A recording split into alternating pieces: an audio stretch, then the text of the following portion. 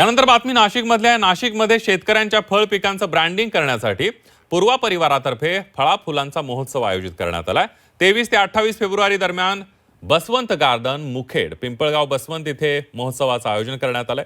या महोत्सवामध्ये केळी, पपई, स्ट्रॉबेरी, पेरू, मोसंबी, टरबूज, खरबूज आणि चिकू अशा 10 फळ पिकांचं मोठं प्रदर्शन भरवलंय.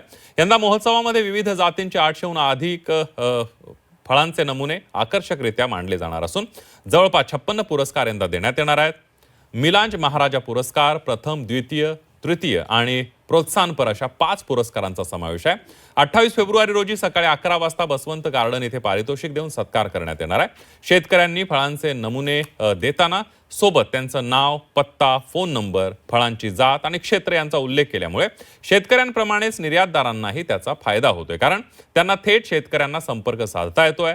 प्रदर्शनातील शेतकऱ्यांना एक प्रकारचं प्रोत्साहन मिळतं आणि त्यामुळे शेतकऱ्यांमध्ये जागृती निर्माण होऊन ते आणखीन जिद्दीनं कामाला लागतात. तसंच या प्रदर्शनाचा लाभ घेण्याचं आवाहन आयोजकांनी केलंय.